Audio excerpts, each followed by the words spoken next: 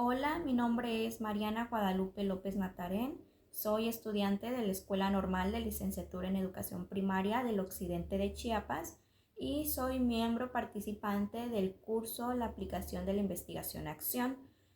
Para iniciar, necesito presentarles el tema del cual voy a estar hablando y explicando a continuación, el tema es titulado es la estructura y componentes para elaborar un proyecto de investigación-acción. A continuación, yo les presentaré las fases de las cuales esta cuenta. Primeramente, me tomé el tiempo de leer el documento de Antonio Latorre, en el cual se nos proporciona cada una de las fases. Obviamente, yo me estaré apoyando de algunas hojitas donde recabé la información del archivo PDF de dicho libro.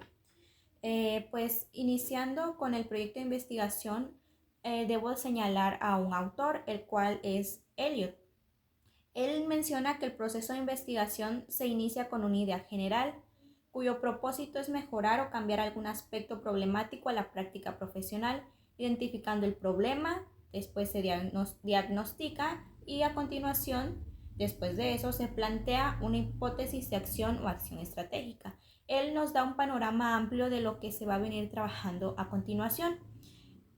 En este plan para elaborar el proyecto de investigación-acción consta de 4 fases. La primera fase es la fase del plan de acción, la segunda fase es la acción, la tercera fase es la observación o supervisión del plan de acción, la cuarta fase es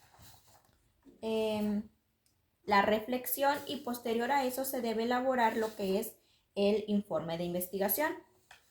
Bueno, principalmente para iniciar debo decirles que el plan de acción ahí en la lectura mencionaba que es un proceso cíclico. ¿Qué quiere decir eso? Que lleva un orden, obviamente, fase 1, fase 2, fase 3, fase 4, luego se hace el informe de investigación y posterior a eso se supone que ahí debe terminar el ciclo, pero en muchas ocasiones eso no ocurre porque se nos plantean o se surgen a nosotros otras interrogantes de acuerdo al problema que se esté abordando. Entonces es ahí donde inicia otro ciclo nuevamente y pues así va la cadenita, ¿no?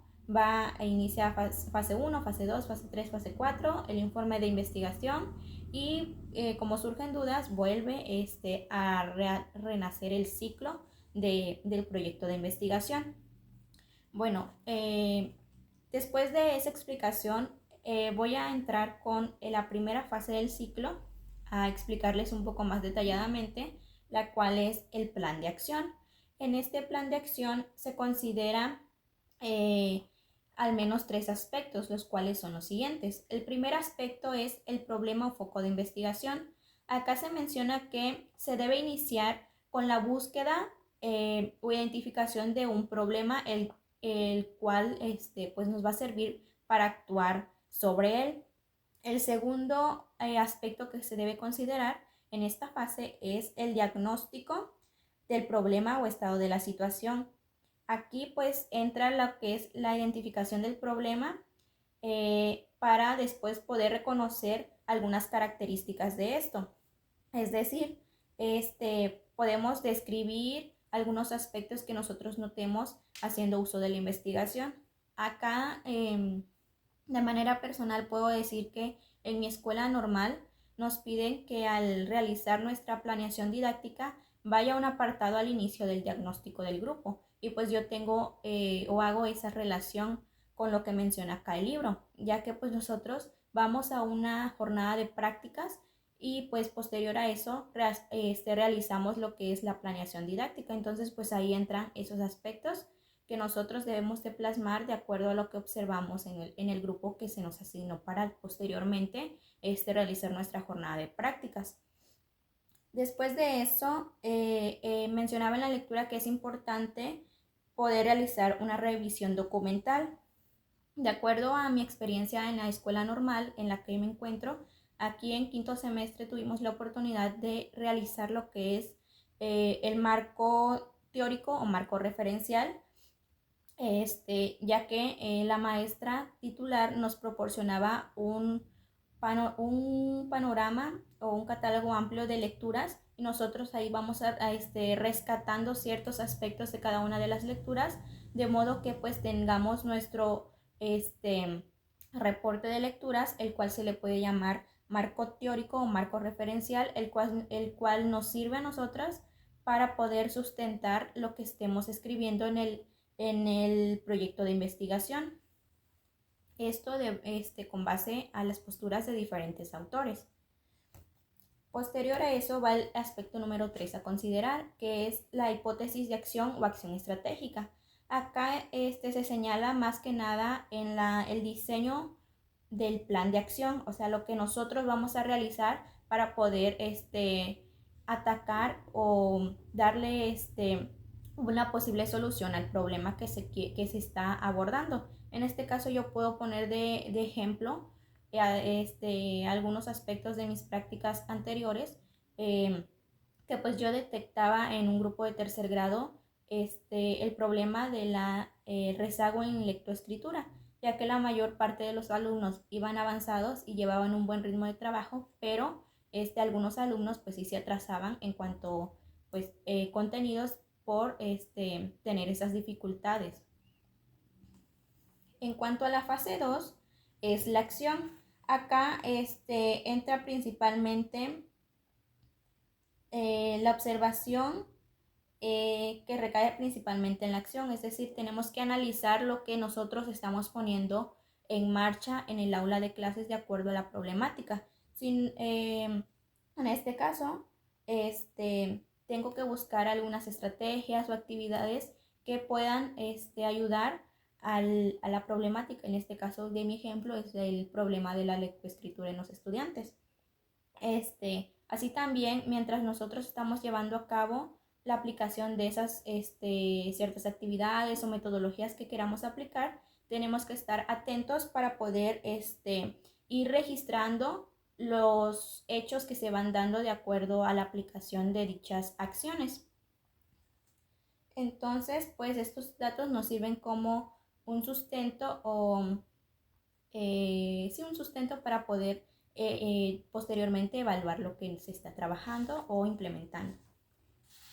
En la fase número 3 se encuentra la observación o supervisión del plan de acción.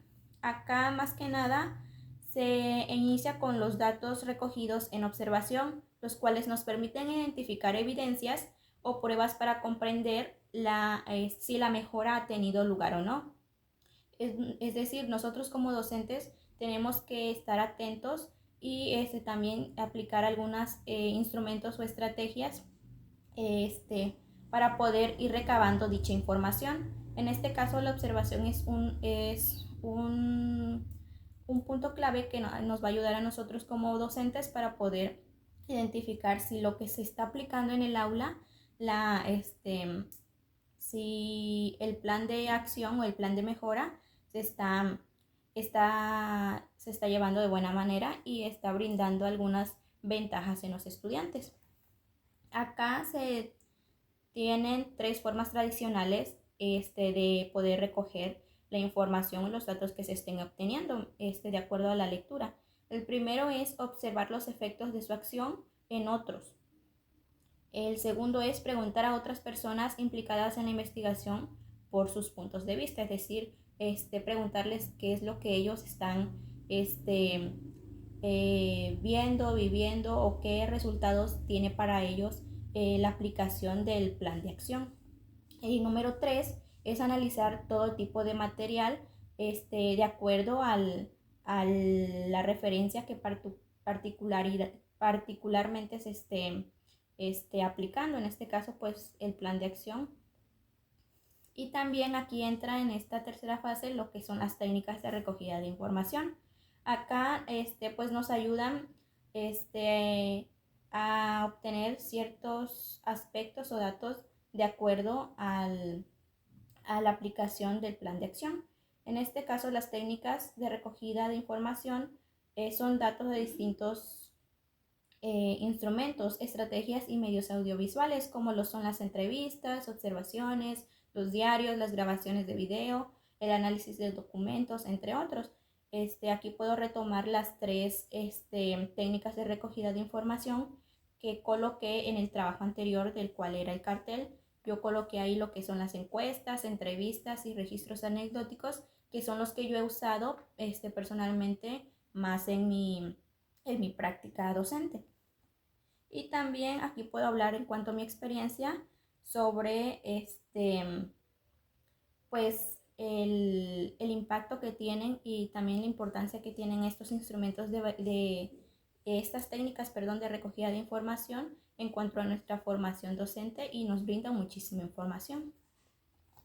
En la fase 4, que es la final, está constituida por la fase que cierra el ciclo, según se supone, pero como les explicaba, puede que vuelva a renacer el ciclo por diversas interrogantes que nosotros nos estamos planteando.